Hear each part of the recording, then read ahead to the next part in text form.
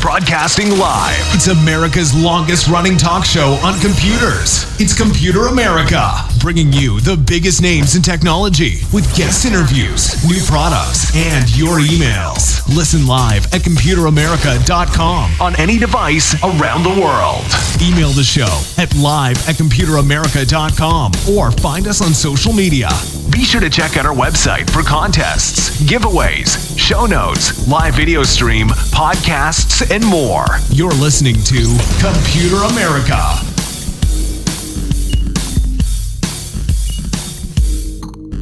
Hello and welcome into the Computer America Show. We are the nation's longest running, nationally syndicated radio talk show on computers and technology. Thank you for joining us. I'm your host, Ben Crossman, and everyone out there, thank you for tuning in. Hopefully you had a great weekend. You are ready for the week ahead of you. It's, hey, the holidays are fast approaching, and we hope that you're ready and, hey, you know, enjoy your time. So to help you enjoy your time, we of course have the show here where we'll be talking to, in the first part of the show, a company called Purism, and we'll get to them in just a moment. But they are a company, if you haven't heard of them, hey, this is going to be the perfect show for you because we're going to get a good overview, and we have a lot of topics to discuss, and I guess kind of the reasoning why social purpose companies exist. And really, this is something that comes up on the show often, the idea of privacy, the idea of who's looking at your data and who's able to essentially track you and monitor you. And I think overall, this is going to be a very, very interesting and fun show. Second part of the show, if we have time, computer and technology news, and we have a lot to cover, including just one of the stories is that supposedly, I think it was Google is going to be purchasing Fitbit. So talk about privacy concerns. There you go. But yeah, lots of big stories to discuss and things that happened over the weekend. But let's go ahead and just mention real quick, computeramerica.com. That's where you'll find everything, including the show notes. It will have a link to our guest website, any articles that we mention, any products that we show, anything and everything will be there at computeramerica.com after the program. Also, while you're there, be sure to check out some recent articles, some recent reviews. We have more going up this week, and we'll be sure to let you know when that happens. But in the meantime, everyone, sit back, relax, and enjoy as we get started here with today's program. So, as I said before, Purism. Tell us all about what they do, how they do it. And by the way, for those of you who are avid Linux listeners, because of course we do our all Linux program every third Thursday of the month, this is actually where we kind of got turned on to them. Our regular correspondent, Mr. Marcel Gagne, he covered everything that Purism does and was very excited to talk about their products. And I thought, they would be a perfect fit for the show. So let's go ahead and get things started. Joining us today is none other than the company's founder and CEO, Mr. Todd Weaver. So Todd, welcome on to Computer America. How you doing? Oh, I'm doing great, and thanks for having me on. Our pleasure. So obviously, I gave a very threadbare and just kind of little introduction into Purism, and I'm sure that we'll talk about kind of the company philosophy and things like that. But let's start with some background. When did Purism start? What is your background? Is this your first time founding a tech company? Have you always been in tech? Things like that. So give us a bit of background on the company and yourself. Sure, yeah, right.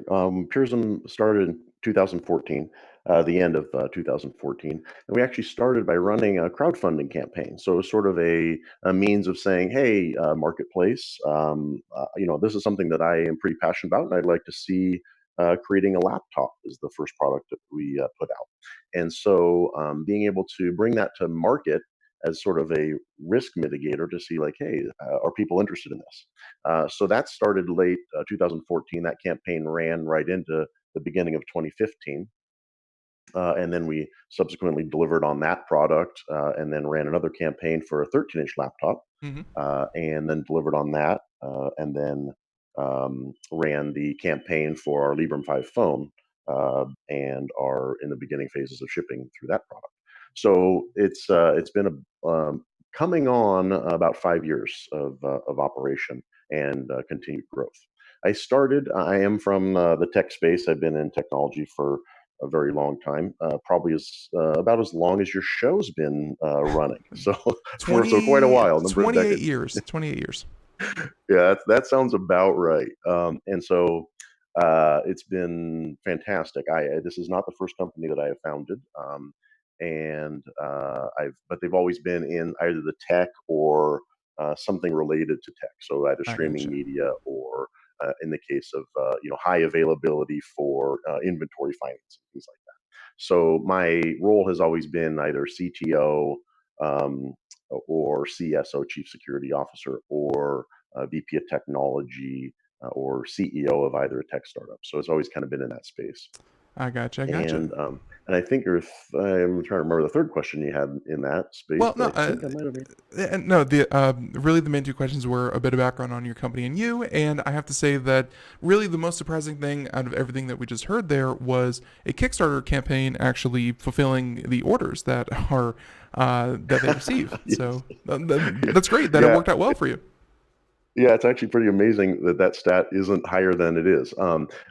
Which I mean, there's some degree of of any type of crowdfunding where you have to really predict the total cost and time, meaning including the potential delays, which of course you just assume are going to happen. Hmm. And I think that a lot of times in some of these campaigns, that somebody's just more looking at it from a standpoint of, okay, well, let's compete on cost, and so then they run a campaign on a price they'd like to sell it for, and not factoring in really very healthy margins or anything that says, hey, you know what, if things delay, we have to fund the delay. And I think that is a primary reason why a lot of these campaigns fail, is just lack of planning around financial planning around the how to extend things along. So one of the things that we did early on was look at, we're not selling on cost, Yeah. we're actually trying to sell on a reason why people would come to purchase our products, which is around digital rights and privacy protection and security, and that costs money to invest in the development time. So we know we need to fund that, right? Yeah. And so the only way to really advance those things are to fund it. So in our entire business plan from 2014 on, has been where we include hiring staff from anything from the electrical engineers all the way through kernel development to operating system development to privacy concerned developers to security experts, and all of those have to be on staff. And so, of course, to be able to actually influence enough change, it does cost money. So that's that. But that is being able to deliver on a series of campaigns that we've run Yeah. has been something that I'm very proud of. And you're right; it seems to be really bucking the trend from a lot of these crowdfunded projects. Yeah, these crowdfunded projects, and we get a lot of we love to help out campaigns that like to come on the show and tell us about what they're trying to do, kind of when the campaign is still happening, just to kind of drive some attention to them. And I got to say that competing on cost is definitely part of it. And I got to say that I feel like sometimes these campaigns are run by people who are not, who've never run a business themselves, and they get a little, I guess, kind of antsy about the cost. And don't get me wrong, $600,000 or $800,000 or $5 million, whatever your goal may be, that's a lot of money.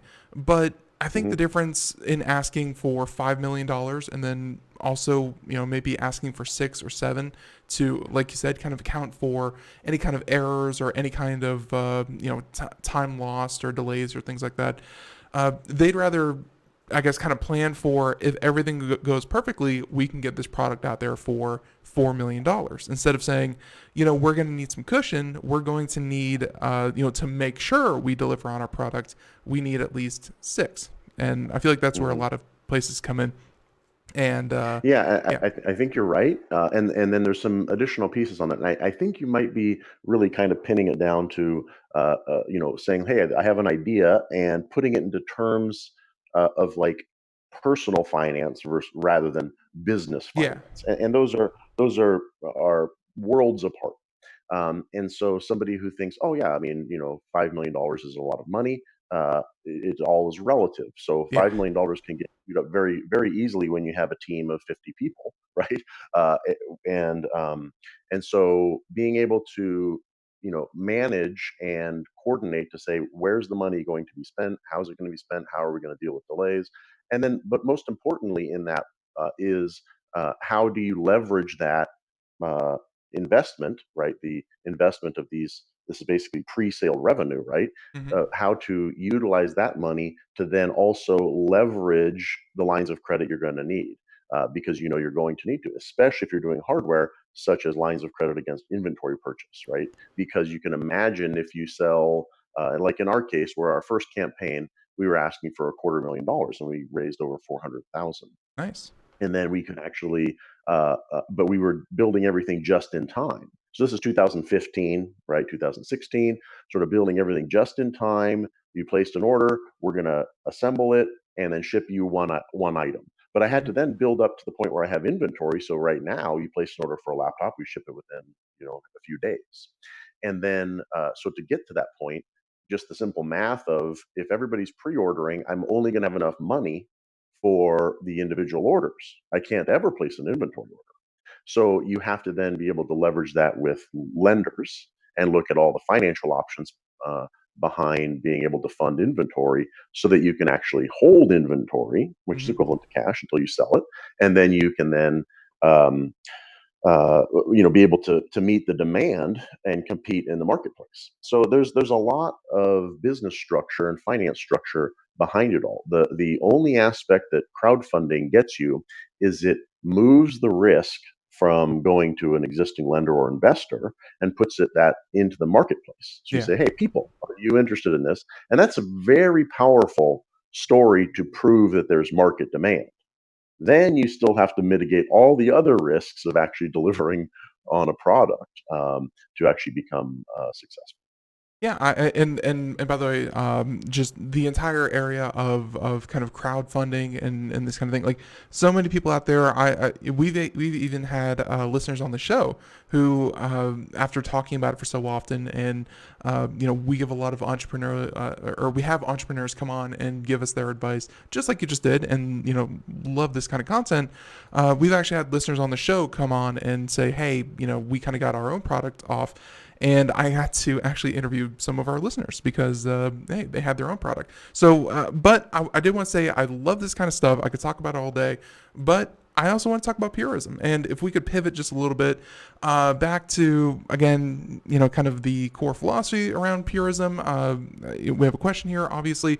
What inspired you to create purism? And if you have to go back to, and actually not even go back to, but you said that you created this, the crowdfunding 2014, 2015, and this idea of a digital privacy movement, private information, security, that kind of thing. Uh, that can very easily be a sign of the times where maybe something big happens, maybe like the Equifax happens, and people are Hmm. very reactionary and they're like, I need to take better care of my digital life and things like that. But Hmm. then after a couple months, a couple years, people forget, people get lax again, and they really don't care. So my question is, Hmm. what inspired you to do purism? And if it was an event or if it was something, do your core ideals kind of carry forward even to today and going forward? That's actually a great question, which I have never been asked before. So thank you for that. So I've done this for a little while. It's the thing okay. Yeah, yeah, no kidding. So the first part about the sort of inspiration, this has actually been something that I just personally have been desiring these products for decades, right? So anytime I'm in the in the mood, like let's say market for a new laptop, I then do some additional research to see what's all out there, what's new, anything is actually delivering on what I would desire, and then. I've sort of been a computer geek for a long time and a digital rights activist for a long time, and but I will say having two children made me realize that I need to act on the desire and actually put out the products that I have been wanting for a while, especially because the times are making it where our digital life is starting to really eclipse our physical life in just the amount of data and the amount of time that is being spent. And so I really just looked at that and said, it's not just for me any longer. It's not for just me and my kids any longer. This is actually for society. We need to have products that people can just say, you know what, I have peace of mind. This stuff is going to protect me. I'm not going to be exploited. And that's actually what the default should be. But right now in the digital world, the default is complete exploitation of everything you have. And that is, I have a giant problem with. So that's what Purism is all about. Now, the vision behind it, of course, back to your other sort of second part of that, Hmm. is that the most important thing is to create convenient alternatives. So this is the people who look at that and they're like, okay, great. I totally get behind what you're saying. However, I need to actually have a phone that works, right? Or I need to have where I can communicate to my friends, right? I need to be able to participate in the digital world, but I'd like to do so where I'm not being exploited. How do I do that? Well, it always comes down to a single word, which is convenience. So, what we drive for in every single purchase of a product from us increases our convenience. So, what we do is we take that money, we reinvest it back into the company to advance additional software that makes it even more convenient. Because then, in the end, what I'm after is to create laptops and phones and other products that you can look at and you see, okay, I have a Google Pixel or a Apple iPhone or the Purism Librem 5. And when people are looking at that, it's like, I can do everything that I need to in the digital world, except the Purism Librem 5 I own and it's completely protecting all of my data. I'm going to choose that one. But the convenience is the long-term vision of what we have. And we've been making giant inroads into that space already, but we also know that it's a marathon, right? So we have to continue to invest to make sure that we have that. So the big vision that we have is really around the convenience of products that respect people.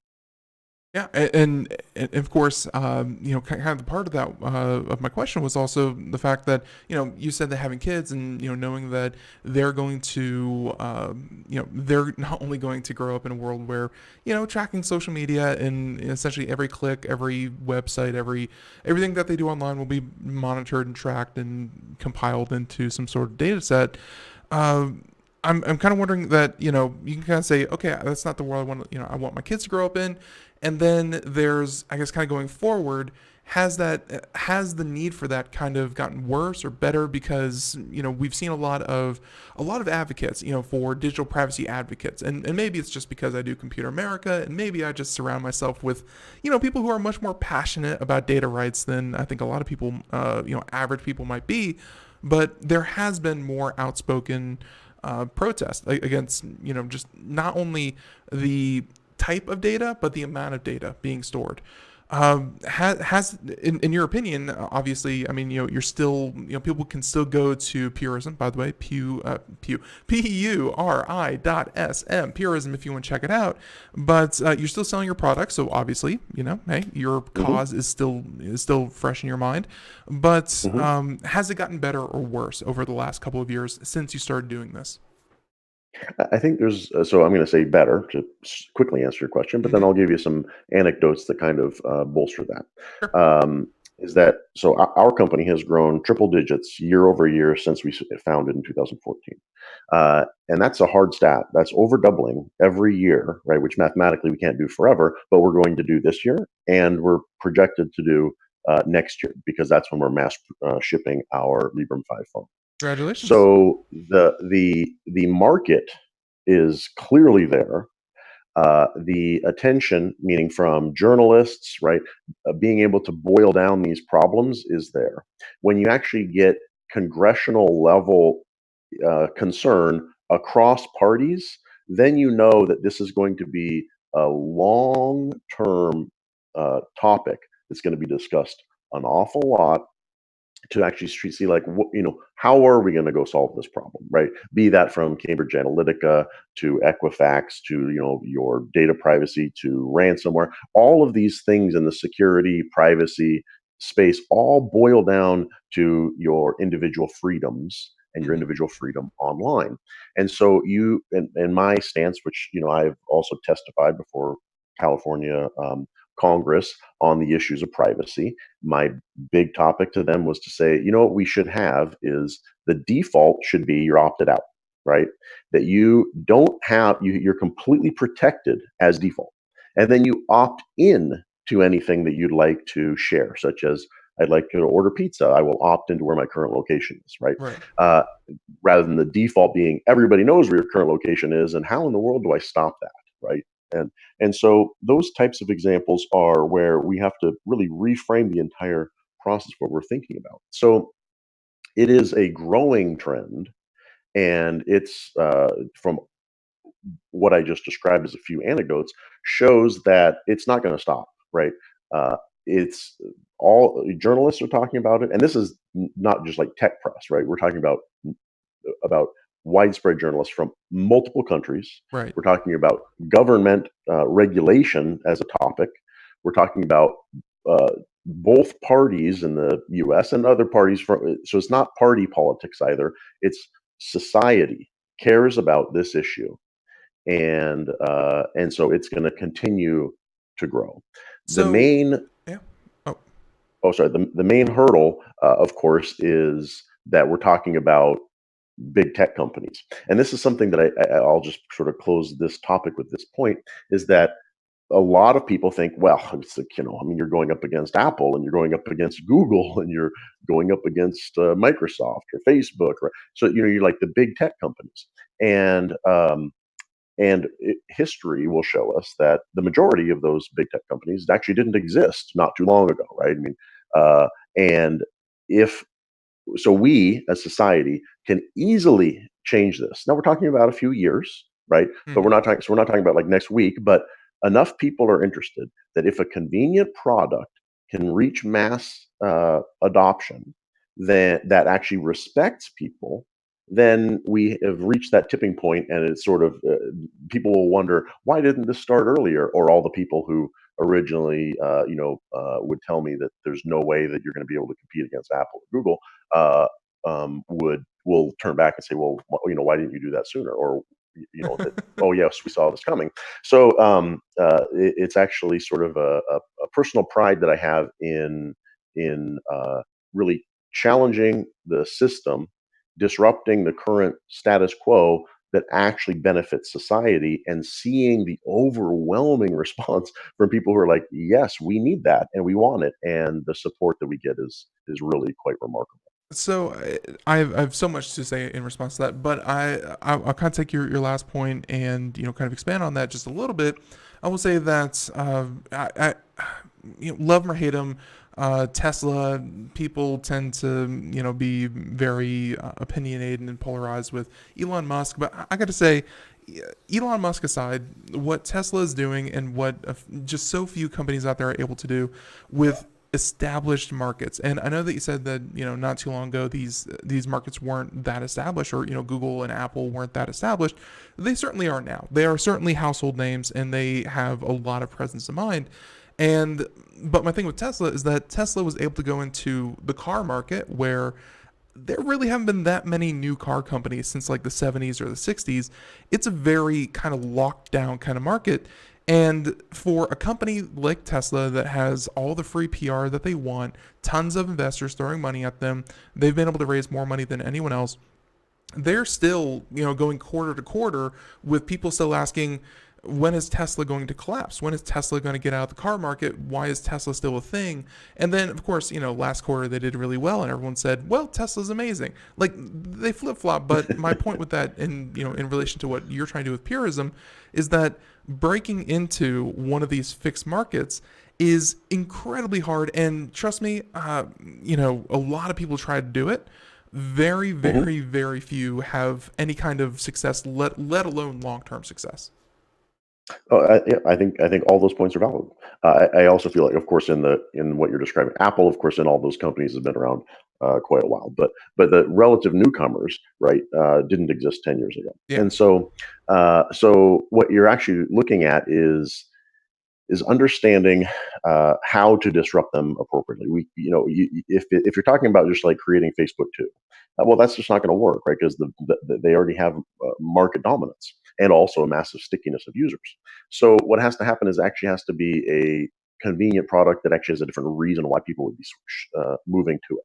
And so in all of those cases, it's really about Simon Sinek, who appropriately wrote, Lead with the Why. Having a reason why people are actually going to be backing your product or offering is the most important thing, because then it actually shows a movement. And in our case, this is a movement around digital rights. It's a movement around privacy. It's a movement around security. And you can imagine from that standpoint, we have a really strong beachhead. It isn't just with computer geeks or security experts or privacy concerned people or journalists, right? It's actually like this. No, these issues are societal, right? So when your computers has ransomware, and you have to decide if you're going to pay it or lose your data, or hopefully you have an offline backup, then that affects a lot of people, and that's just simply straight up from security. And then if your passwords leaked, or you have photos exposed from that's your privacy is exposed. And so these things happen, and they're going to continue to happen all the time until people can start to move to something that actually by default protects them, because then there isn't going to be a time when your social security number is leaked, and and all of your financial data is leaked, and then your account is drained. These data points that you're talking about, though, with passwords, email, social security numbers, that's only happened to billions of people. Which is, of course, me being very facetious. It's happened to almost everyone out there. I mean, the Yahoo data breach alone was over 3 billion people, I should say 3 billion accounts. So obviously some people might have had more than one, but the point is that this does affect, like, even if you don't care that much, it does affect you, and it affects a lot of people.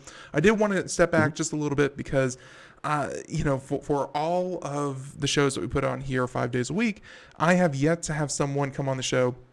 And I guess you are, hey, you're doing your own thing with Purism, so you might be the first person brave enough to come on the show and talk to me about this. But it has to do with this idea of tech breakups, because when I'm doing, computer and technology news, and I'm covering these stories for the past, at least for the last couple months, if not for a couple years now, I've been saying in my personal life and here on the air that Google, Facebook, maybe not Twitter because but these Apple, Google, Facebook, Amazon, at least, like those four, and I'm sure that there are more, including things like Comcast, AT&T, Charter.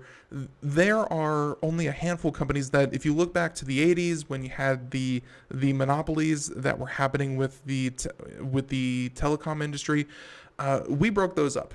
And since then, they've all come back together into singular companies that are now bigger than they were in the 80s when we ruled that they were monopolistic and they needed broken up. This is a topic that I feel does not get as much attention, but according to our notes here, and this is something that you submitted, and this has to do with Elizabeth Warren, who is a Democratic candidate for president. She has suggested that companies like Amazon, Google, Facebook should be broken up and heavily regulated because they have too much power over economy, society, and democracy.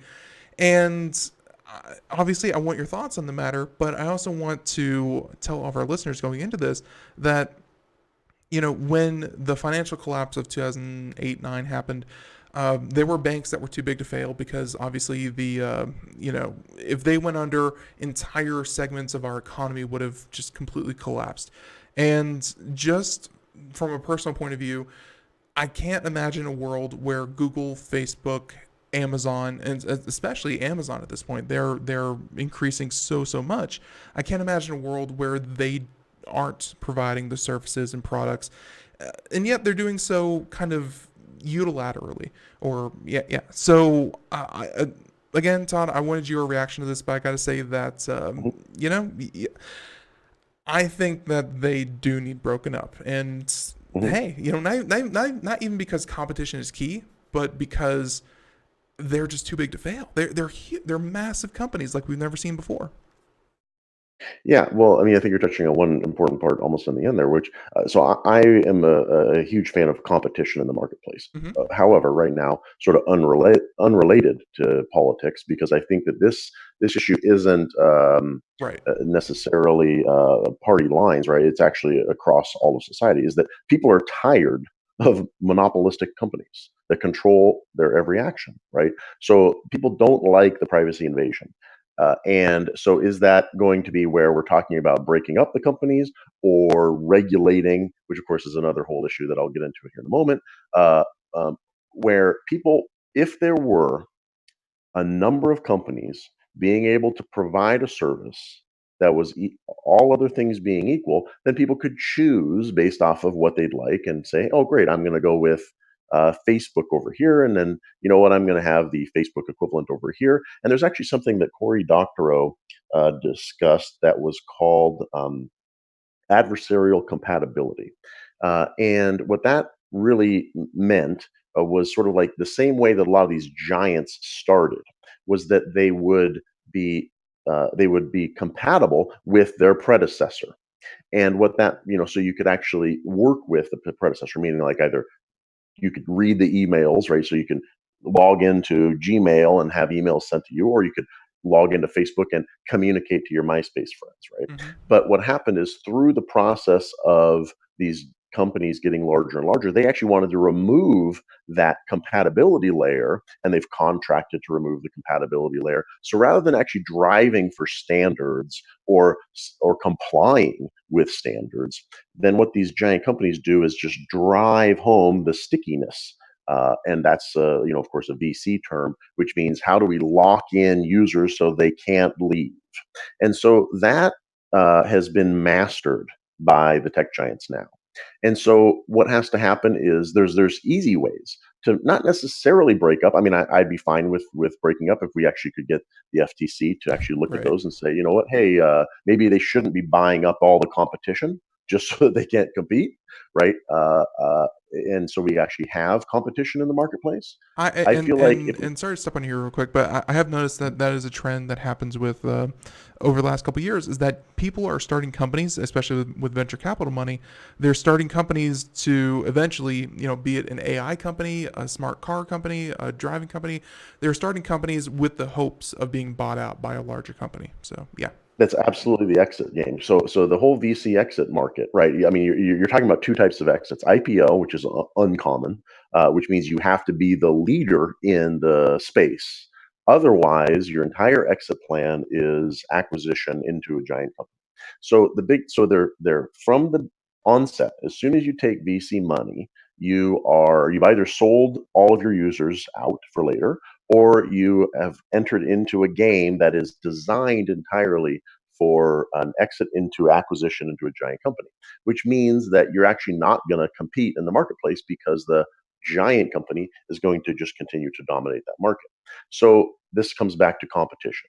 What we should do is be incentivizing competition in the marketplace. If that incentivizing means to break up the tech giants, then okay. If the incentivizing for competition means to simply make it where you can communicate, or let's say follow people within Facebook, post your posts within Facebook, or as an example with Instagram, you can actually, let's have it where you can actually post from your browser instead of requiring you to use their mobile application. So being able to lock things into the stickiness factor can be done through incentivized action to increase competition.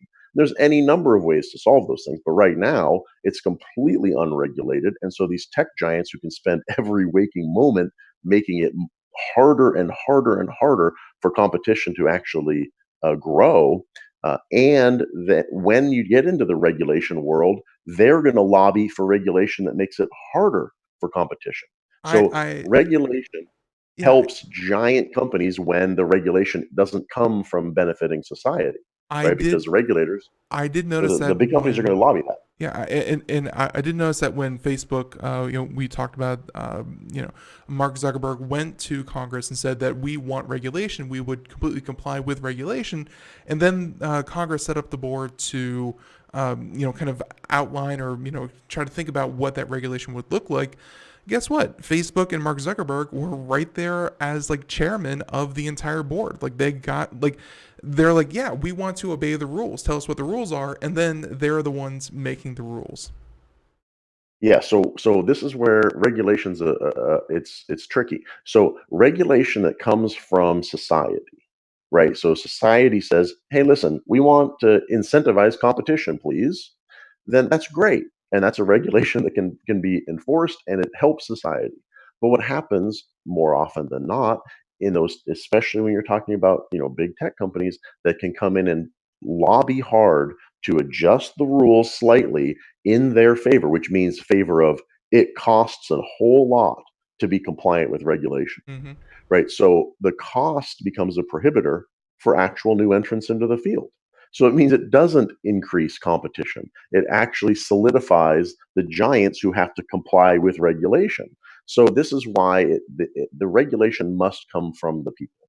So that way we have incentives for increasing competition in the marketplace, because then we all can compete, meaning we as the entrepreneurs who want to actually create products that are going to benefit society, and we can compete in that space. So yeah, what I'm doing with Purism is we formed as a social purpose company, which means I'm not taking VC money. Mm-hmm. We are actually challenging the status quo, these giant tech companies. I don't have an exit plan. We've actually made ourselves a poison pill to any type of acquisition from any giant tech company, because I don't want that. I want to actually change digital society for the better, and that's a long-term goal.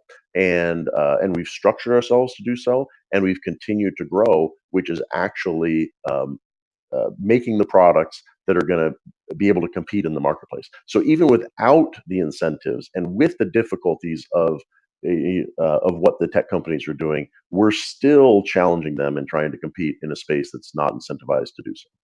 Right, and with that, I think that's a perfect segue into one of our other topics, because we'll get to more privacy rights and things like that in a minute. But I did want to get back to really your latest product, as you said, was the Librem 5. It's a phone. I know, a phone, and we've said it before. I think here on the air earlier that your choices right now for phones. Let's assume Nokia, although I think Nokia runs a version of Android at this moment, which Yes, they used do. to be a Windows phone, which Windows got completely out of the phone market, to everyone's relief. But I will say that currently you're looking at either iOS or Android in terms of operating system. There you go. Android a bit more a bit more custom, because you can make your own fork of it, but at the same time you still have to get approval from Google, and it's just, and most versions of Android are just whatever Google puts out. So I will say that's your duopoly. Where does Librem 5, how do you set yourself apart from, I guess, what people expect and what people can currently get with what's already on the market? Yeah, so the Librem 5 is really our flagship. And the reason is because, in laptop space that we started this company in, you still can own your laptop. You can buy a laptop and you can install a software that you'd like, and you have control over that. In the phone market, you don't. You rent the phone, and because the operating system is from Apple or Android. And so we had to actually start at the hardware level to put out the Librem 5. So we started with the schematics and then did all the electrical engineering. we also had to write an operating system that would be in the mobile space. And it's the same operating system we run on the laptop. So this has been, of course, 5 years in the making. Mm-hmm. And what we get in the end is you have a combined device that I can just hand you. And that device runs Pure OS, our operating system, in a 5.7-inch smartphone that has some default applications that get you, when you have complete peace of mind that that device is designed to protect you and you own it. You're not renting it. So what that really means is it's controlled by you, not the parent companies. Okay, so that means that then you control your data, your usage, the applications, and location are owned by you, not by those parent companies. And this is the ability to then change digital society for the better. So, to get back to my earlier point about convenience, Mm-hmm. is that I need to be able to just hand you a phone that says, "Here, use this phone," and now you're protected. But then what you need to be able to do with that phone, of course, is make phone calls, send text messages, browse the web, right? Communicate to your friends, and then a series of other things that you'd like to do, and that starts to peter off. But the bulk first 5 things that you need to be able to do, uh, we have invested heavily in the Librem 5 to make sure you can do that. So it's a start of an overall movement, and that also can then have this future of breaking up this duopoly.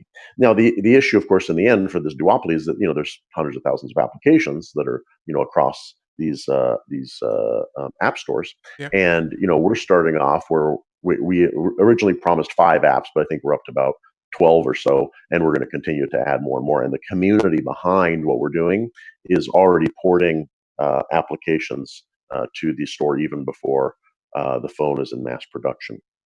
And Yeah. so And you can make and phone oh, and calls, so- you can send text messages. yeah. Oh, Oh, go ahead. and just to step in here real quick. Obviously, like I said way in the beginning, we heard about you through through our Linux correspondent.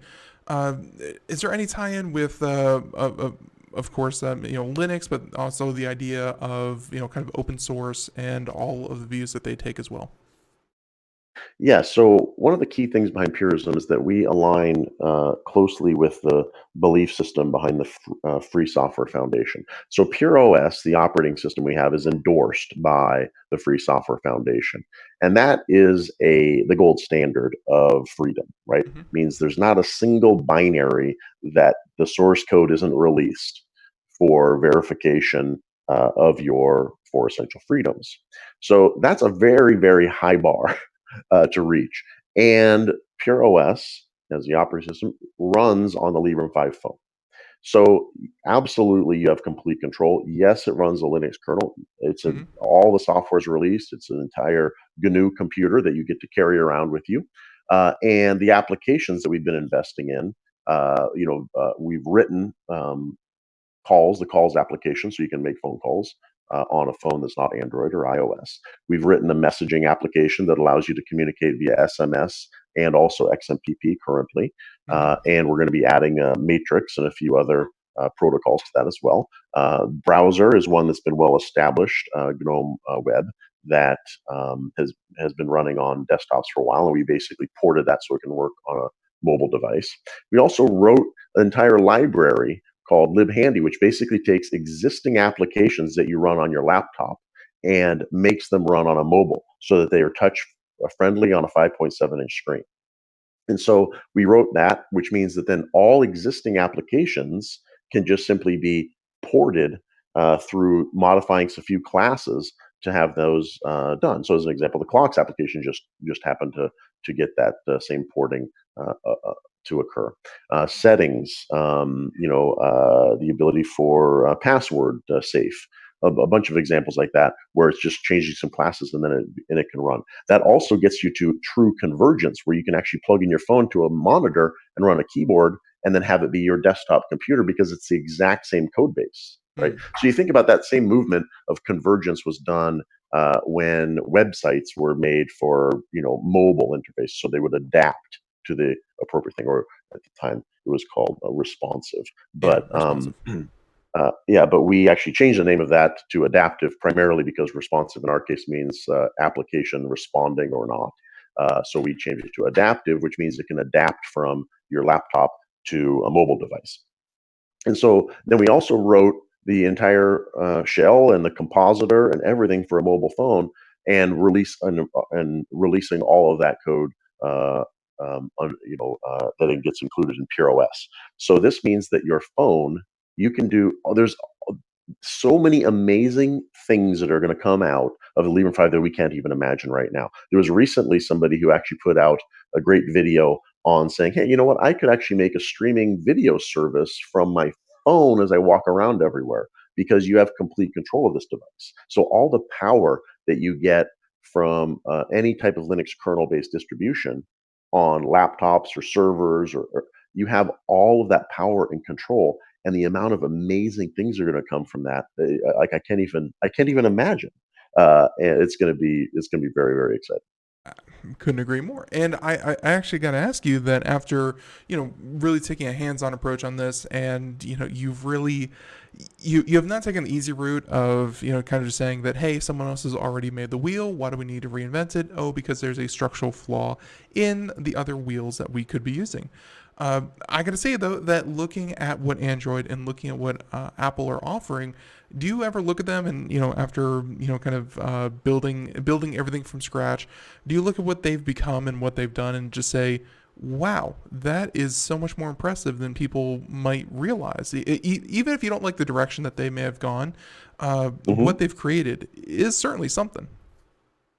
Oh, yeah, for sure. I mean, the mobile phone is really kind of mind blowing. I mean, from a technical standpoint, on the hardware side, Hmm. it's mind blowing. It has more sensors in it than any other device before it, and so the amount of things you can do in such a small, compact device is really amazing. The Right. software side, to actually make it where it's so usable and responsive, in the sense of being fast to your interaction. And then also the other aspect that we've been investing really heavily in is sort of what one of our engineers calls the better way of doing nothing. So like when you're not interacting full capacity with your device, it needs to idle down and clock down everything that it's not using Hmm. for power saving issues, right? So this is battery overheating, right? So the amount of innovation that's gone into mobile phones is really quite mind blowing. Yeah. The one aspect that's really frustrating about, of course, is that the evolution of mobile phones to have them be complete control devices for the individual is very frustrating. So this kind of gets to like every technology decision is a moral decision.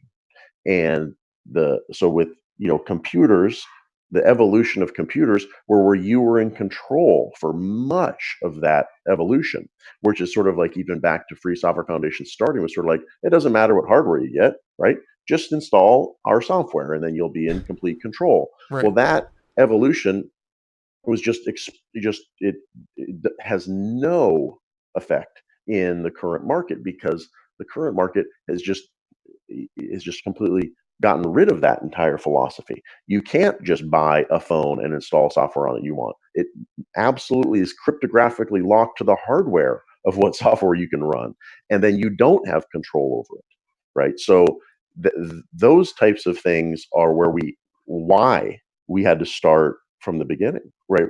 And from the beginning, I mean, deeper than silicon, right? So I had to start as a company that says, you know what, I care about those issues. I'm going to write them in my articles of incorporation so that we can't ever go back on them. Hmm. And then, so that's a sort of strong foundation, which means then any, funding, lines of credit, et cetera, all have to align with our articles of incorporation, the reason why we exist.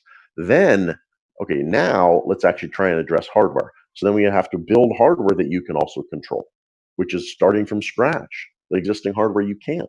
So the baseband modem that attaches to the CPU and attaches to memory, all of that is linked to the operating system, which means the operating system, the carriers, and the application that has root level access has access to all of your data at all time. So we have to change that to actually have it where the device respects you.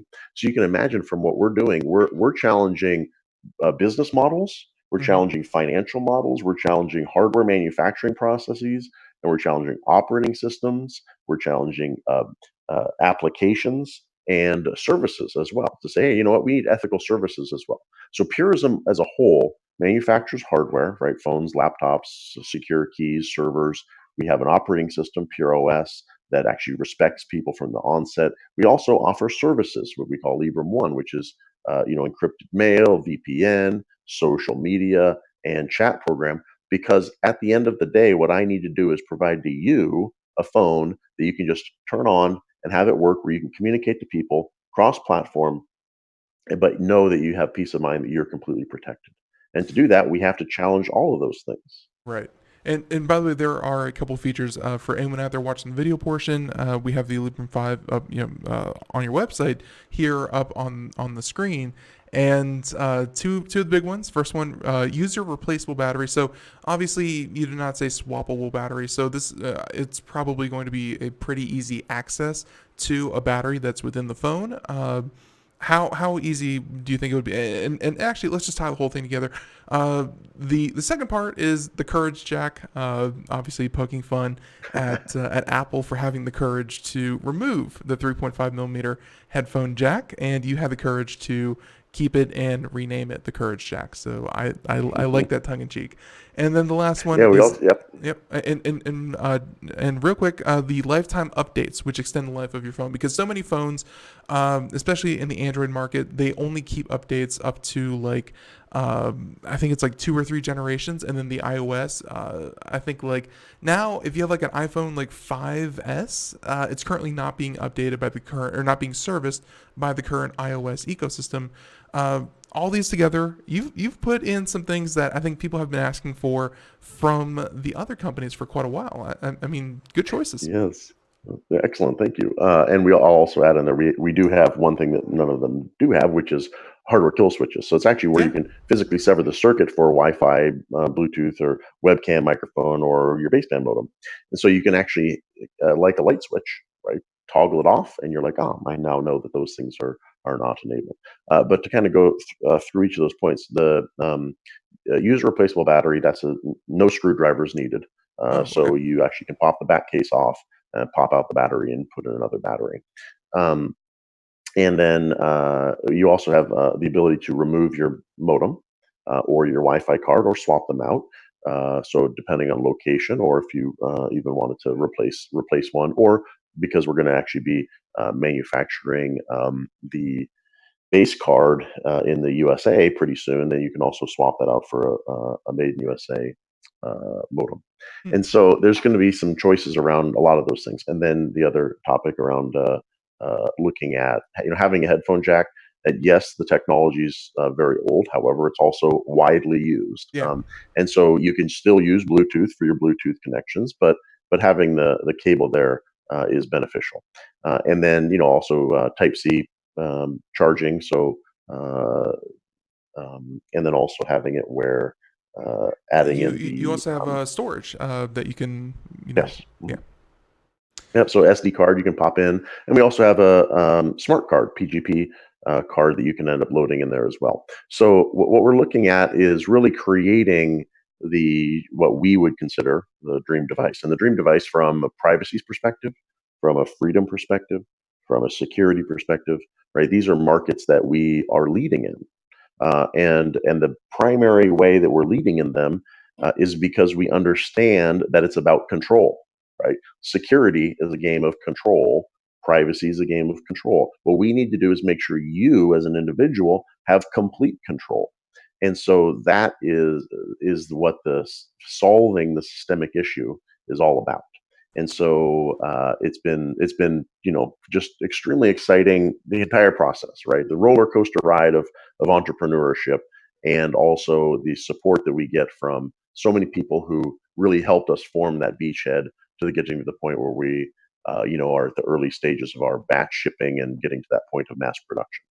I completely believe it, and I have to say that I have to ask you, which segments do you find, maybe either you're surprised about or, really you're not too surprised that are really gravitating towards, this lineup of products? Because there are a lot of companies. One of our other correspondents was a longtime worker at Autodesk and Intel, and when he worked from home, of course, they had to, use VPNs to log into work, and like security and privacy, and just making sure that only the proper people within your organization, or just no one outside your organization, can read these things. Keeping your data hidden, encrypted, only for the people who need it. I could see where in a business setting or in a corporate setting, your ideals would transfer very, very well to either government organizations, Fortune 500, so on and so forth. Like, have you found any kind of real interest in those? Because I know that so often companies are cutting back with this idea of bring your own device, and consumers are by and large using Apple and Android. Bring your own device is good for convenience. You don't have to train anyone. Good for, just, hey, you don't have to pay for their new phone, but bad for, kind of keeping privacy private. Have you found any kind of traction with any big segments that you can think of? Absolutely. So we have obviously B2C, which is our website. You come and purchase products, and obviously that's also what we sort of are pretty publicly vocal about. But B2B, or enterprise, is a rapidly growing area, and we have pilots with an awful lot of, just as like an ever growing list, and we have some pretty sizable installs across laptops that are also spreading into reviewing the phone because it's not yet in mass production. And so it's and what it comes down to really is, for individuals, it's security, privacy, and freedom. In the enterprise space, it's security, security, security. And what we have is, in a current Android or iOS world, if you have a confidential file, there is no guarantee that that can actually stay confidential on an Android or iOS device. And on ours, the Librem 5, you can cryptographically guarantee that you control that entire file and the entire communication chain.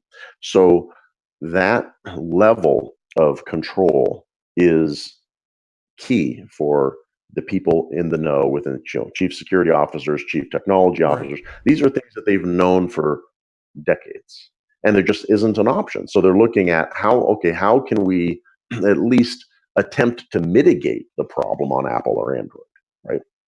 But they can't actually solve it until our phone. Then they look at us and they're like, you know what? We can actually solve that. And the reason is because security is a game of depth, right?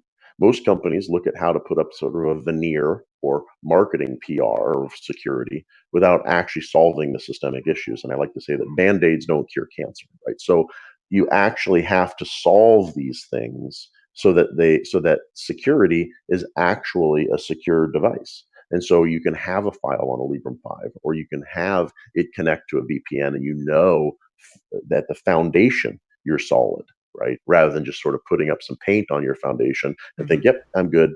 This is actually solving the systemic issue of security. And that is something that, it takes a while to have enterprise sort of catch up, right? Enterprise customers aren't going to be backing a crowdfunding campaign, right? They come to you after you have delivered for a few years, and they recognize how strong you are, and that, hey, you've invested in the right spaces, your security story is spot on. That's why we've been seeing such significant growth in enterprise, is because we have a long history of building credibility in that space. Yeah, really, enterprise and corporations, they don't want to spend something that in a year or two is going to be a defunct company, or they're just not going to be there to support their products in the long term.